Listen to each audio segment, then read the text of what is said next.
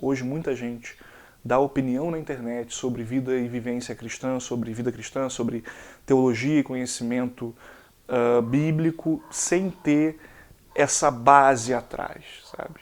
Para o Rodrigo Silva ser quem ele se preparou durante 30 anos até ficar famoso. E hoje tem uma galera que tem a mesma relevância que o Rodrigo Silva nas redes sociais, que não estudou 3 anos. Isso é preocupante, isso não é bom.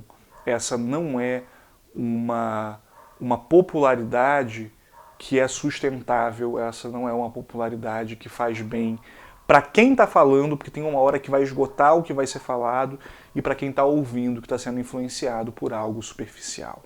Olá pessoal, tudo bem com vocês? Um prazer poder restabelecer o nosso contato depois de algumas semanas sem postar aqui no YouTube. Como vocês podem ver, eu estou aqui num espaço diferente, coloquei um dos quartos aqui de casa para funcionar mais como um escritório, para os dias em que eu trabalho em home office, também para poder escrever e pensar um pouquinho melhor num lugar, num espaço mais qualificado. E eu acho que as nossas conversas daqui para frente, se Deus permitir, vão acontecer por aqui.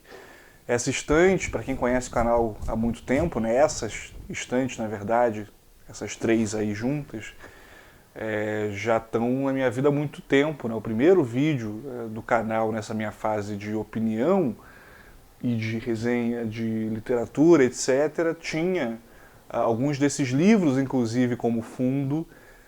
Meus pais trouxeram do Rio aqui para São Paulo de carro, então foi bom para organizar melhor as coisas, mas ainda falta muita coisa para buscar lá. Já quase 2 anos morando aqui, ainda tem bastante coisa por lá. Minha gente, hoje a gente vai conversar um pouco sobre essas questões que, de alguma forma, tocam a minha própria produção de conteúdo aqui no YouTube. A gente vai lidar com literatura um pouquinho e a gente vai lidar também sobre como é perigoso a gente se colocar numa posição de emitir opinião, de dar opinião, de se posicionar em relação a algumas coisas. E esse vídeo talvez seja um desestímulo à produção de conteúdo na internet. E eu acho que eu nem preciso tanto de desestímulo assim, né? Eu já tenho produzido tão pouco. Mas, para quem acompanha meu conteúdo e gosta dele, vai ser um material bacana. Dá pra gente pensar em algumas coisas legais.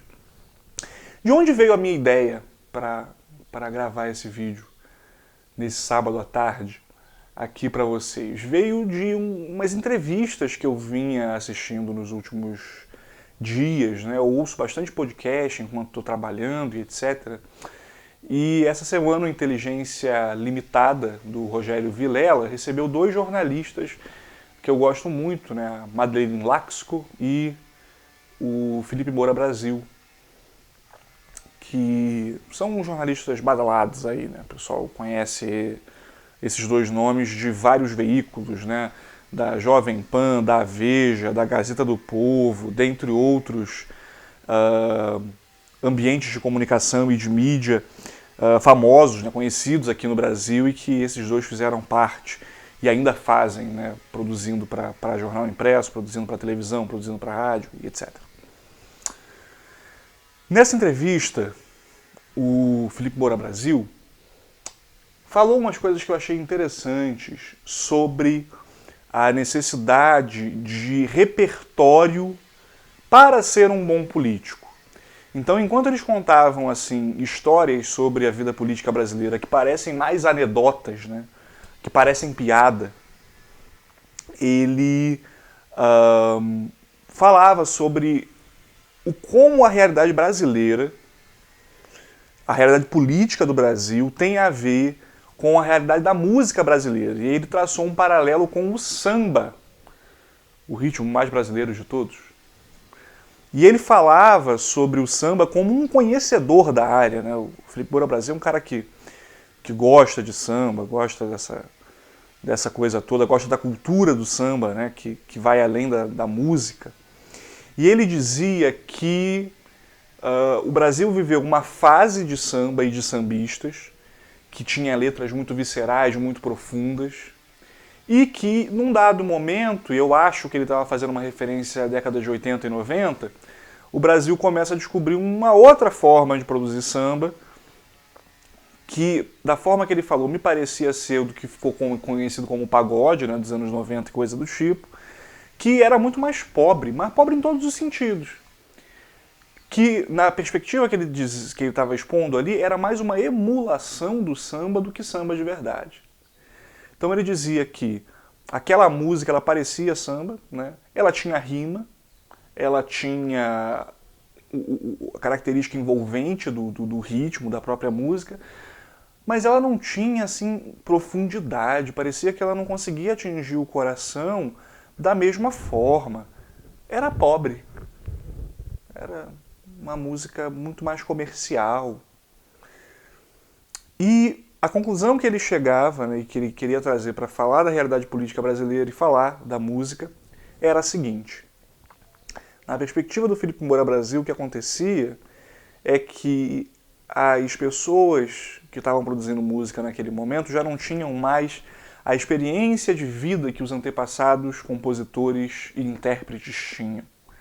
Eles não tinham mais o background cultural, ou seja, eles não tinham o repertório cultural necessário para produzir coisa profunda como no passado era produzido.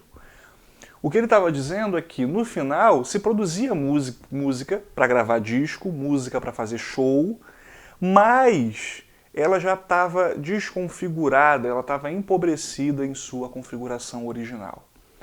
Então, na perspectiva do Felipe Moura Brasil, o problema do empobrecimento do samba estava muito relacionado à bagagem cultural que os compositores e intérpretes perderam, né? A perspectiva de ver a vida com mais profundidade. E essa falta de sensibilidade se colocava, né, na realidade com música ruim, com música com qualidade duvidosa, com um empobrecimento de algo que tinha uma profundidade maior do que no passado. Quando eu ouvia isso e pensava mais acerca disso, eu me lembrei de um livro do Justo Gonzalez, um livro onde ele fala sobre a história da formação teológica. Ele fala sobre a história dos seminários, sobre como, não é, funciona o preparo ministerial na atualidade. Ele não só olha para o passado, como tenta também traçar algumas perspectivas sobre como será o preparo do ministério, o preparo do ministro, o preparo do pastor no futuro. E o Gonzalez falava uma coisa interessante sobre os livros, que são algo muito importante no processo do seminário, né? Os livros, eles acompanham o seminarista tanto quanto os professores. E são responsáveis pela consolidação e pelo aprofundamento do conhecimento, tanto quanto as aulas. E ele dizia o seguinte, que teólogos caribenhos ou latino-americanos, como ele mesmo, né, que é cubano, na década de 60, o período dele de formação em teologia, não dispunham de obras profundas, obras relevantes, etc. E que hoje o cenário mudou bastante. Então a gente tem muito material traduzido. No Brasil a gente consegue perceber também uma mudança nesse cenário nos últimos anos, né? A gente tem editoras antigas como a Vida Nova se consolidando no mercado como nunca antes e produzindo mais material interessante. A gente tem a Thomas Nelson Brasil ganhando uma característica de editora acadêmica também, para além das obras populares. A gente percebe outras iniciativas, até mesmo no contexto do adventismo, né? A Unaspres traduzindo a série Darcon, tão importante para a Igreja Adventista, a CPB num projeto de tradução teológica, de conteúdo acadêmico, que nunca antes foi visto na história da editora, com mais de 100 anos. Então, a gente hoje tem mais livro, a gente tem mais material à nossa disposição. Mas o Justo Gonzalez também iria dizer que ainda havia muito conteúdo ruim sendo distribuído, sendo colocado à disposição para quem está no processo de preparo para o ministério, para quem está no processo de preparo para doar sua vida como pastor de igreja, e que isso é um problema. Então ele entendia a necessidade, especialmente aqui na América do Sul, de haver mais produções teológicas de nível, né? E do período em que esse livro foi traduzido pela editora Ragnos, até agora a gente tem percebido essa mudança. Mas o que eu quero dizer com isso, né? Com a história do samba, dada pelo Felipe Moura Brasil, e o que o Justo Gonzalez fala a respeito da literatura, né? Que precisa ter mais qualidade, e a gente tem percebido isso. Eu quero chegar ao ponto que interessa, que é você que está assistindo a esse vídeo. Com base nesses dois exemplos que eu dei anteriormente, eu quero traçar uma perspectiva para a gente pensar sobre a produção de conteúdo para a internet e como esses exemplos se relacionam conosco. Não é difícil perceber que muito do conteúdo que a gente tem cristão na internet hoje é um conteúdo voltado para o humor. É um conteúdo que faz a gente se divertir, que faz a gente se alegrar, a gente vê ali gafes, a gente vê ali o humorismo tendo aquela característica de colocar uma lupa sobre a realidade, né, para criticá-la de uma forma eficiente, que é através do riso. A gente tem visto isso muito e beleza, isso é legal, isso faz parte. As redes sociais exigem mesmo um pouco dessa forma de agir. Mas eu acho que tem um problema aí, que aí pode sim se tornar algo real, que é o da gente se limitar a conteúdo engraçadinho, numa época em que a gente precisa estar mais inteirado a questões sérias e questões graves. Me parece que da mesma forma que no samba, a gente está produzindo um conteúdo que agrada a um público, que faz rima, que passa uma mensagem, mas que falta aquela profundidade de um dia, que um dia houve, uma profundidade que existiu no passado.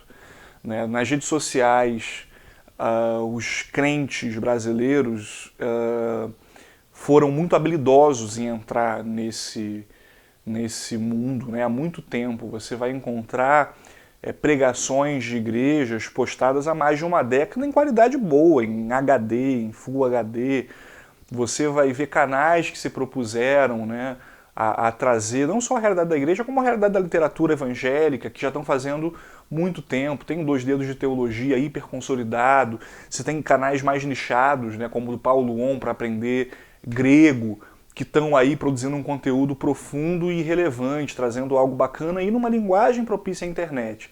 Mas para cada 2 Dedos de Teologia a gente tem centenas, talvez sem muito exagero, de outros materiais, especialmente em redes sociais pouco propensas à profundidade, como o Instagram, que não prestam um serviço assim tão relevante.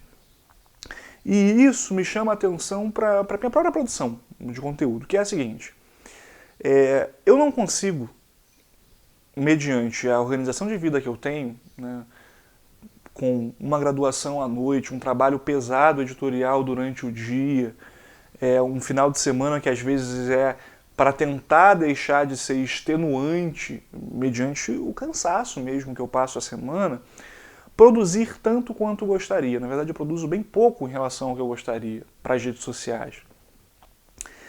E eu acabo escrevendo mais do que gravo, né? Escrevendo sem publicar, escrevendo ali, percebendo que o meu texto está maturando, que eu estou crescendo de fato como um escritor, como um autor, que eu estou conseguindo ter uma percepção melhor da realidade, que eu consigo trazer uma contribuição para a igreja que seja mais permanente, mais útil, mais profunda. E isso tudo me desencoraja muitas vezes de ficar à frente à câmera, ligar meu microfone, ligar aqui a câmera e passar uma opinião, uma visão, uma perspectiva para quem me segue. Isso, acreditem se quiser, é um ato de humildade, porque eu entendo que eu só devo entregar algo que possa realmente ser bacana para quem vai assistir, que possa ser abençoador, ainda que eu vá postar poucas vezes no mês, ainda que eu não vá ter o tempo e a energia para trazer algo que colabore, que contribua. E por que eu gravo esse vídeo? Eu acho que eu gravo hoje para prestar uma satisfação do porquê não consigo produzir tanto quanto gostaria. Mas mais do que isso, para pensar se realmente essa não é a melhor posição, se essa não é a melhor decisão. Porque, em contrapartida, se eu faço isso, a maior parte das pessoas está preocupada em produzir, em falar, em manifestar-se, em sempre ter algo a dizer, quando muitas vezes não tem. Talvez o meu momento hoje seja o de falar menos, seja o de ouvir mais, seja o de ensinar menos, seja o de aprender mais. Para quê? Para que quando for a minha vez de falar, a minha vez de dizer, a minha vez de ter um espaço, eu não desperdice a oportunidade por não ter o repertório necessário para me comunicar. Ou para que eu não me torne escravo da necessidade de estar sempre em evidência. Então eu acho que postar pouco, publicar pouco, falar menos, para mim tem sido uma posição mais inteligente. No sentido de me limitar para que o que eu venha a dizer no futuro seja ouvido com mais respeito. Por quê? Porque da mesma forma que o samba antigo, e aí eu volto para a ilustração do Felipe Moura Brasil, o que eu venho a dizer tenha lastro, tenha base, tenha um período de reflexão e tenha vivência. Tenha um equilíbrio entre teoria e prática, tenha uma sensibilidade humana para compreender as dificuldades dos outros, as minhas próprias limitações e as necessidades da sociedade / igreja. Então, ao produzir pouco, eu acredito que eu estou me preparando para fazer muito. E eu acho que um período de silêncio tem sido necessário para que eu tenha mais tempo de ler, para que eu tenha mais tempo de raciocinar, ruminar esse conteúdo que está sendo lido e para produzir material original relevante no futuro. Eu não tenho mais sentido aquela perspectiva de, poxa, meu conteúdo não está chegando onde eu gostaria, poxa, eu não estou bombando, eu não estou sendo relevante como gostaria. Por quê? Porque eu percebo que, na realidade, para um público menor, o que eu tenho produzido tem sido relevante e tem sido abençoador. Esse é um ponto, ou seja, nosso trabalho no Senhor, dizem as Escrituras, não é vão. Se o seu trabalho for menorzinho, tiver menos brilho, você não tem razão para invejar ninguém. Teu trabalho pequeno está abençoando. E encontre contentamento nisso. Mas mais do que isso, eu fico pensando no futuro. No momento em que eu tiver muito mais repertório intelectual, repertório bibliográfico, produção bibliográfica, uma capacidade mais complexa de analisar o mundo ao nosso redor, de pensar numa perspectiva cristã, no momento em que eu for um homem mais santo mesmo, né? Em que eu tiver um processo de santificação maior, que se evidencia por uma sabedoria maior, eu vou poder dar contribuições muito maiores do que hoje, atingindo um público muito grande. Ou seja, é melhor ser o sambista da antiga. É melhor perfazer esse caminho antigo, em que você era anônimo por muito mais tempo, em que você não tinha sucesso por muito mais tempo, mas você estava muito bem formado para, inclusive, ter o que produzir no momento em que a evidência chega, em que o conhecimento, em que a popularidade cresce e aumenta.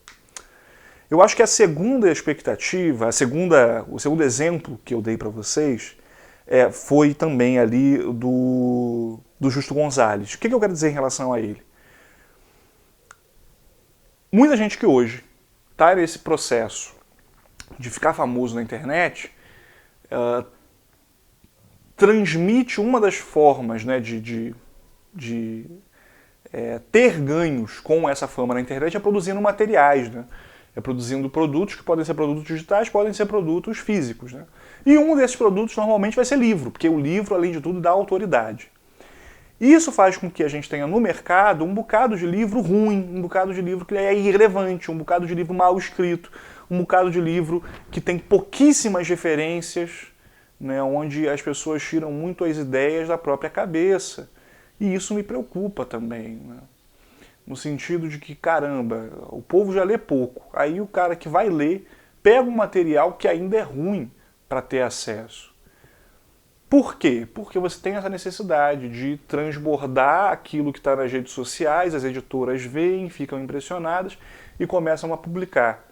Quando você tem gente que tem essa profundidade, já está nas redes sociais sendo profundo e vai publicar, isso é bênção. E aí tem um montão de gente que dá para mencionar que faz isso.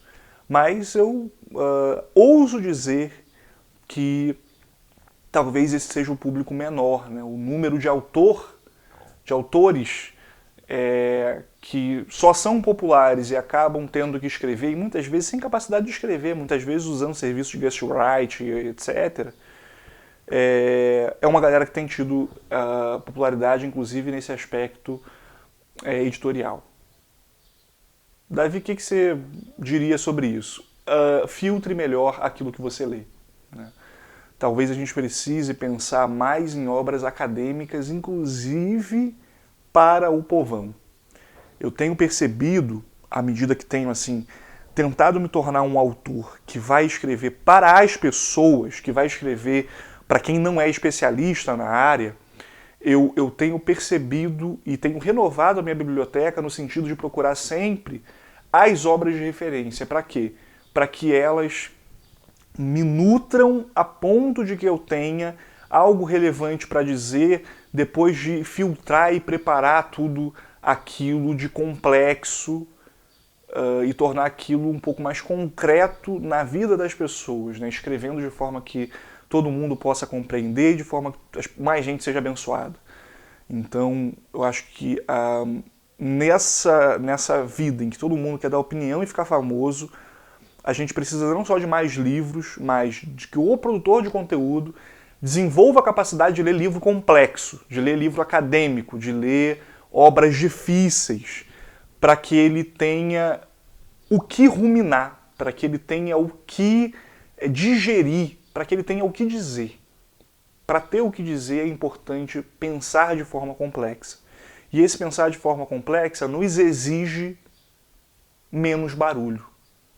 O pensar de forma complexa nos exige menos engajamento nas redes sociais, fazendo post toda hora, fazendo story toda hora, fazendo vídeo toda hora. Eu acho que há um momento da vida que isso pode se tornar necessário, mas eu sou levado a crer que esse não é o meu momento, e esse não é o momento de muita gente que está ficando conhecida e ficando relevante sem ter o que oferecer de profundo.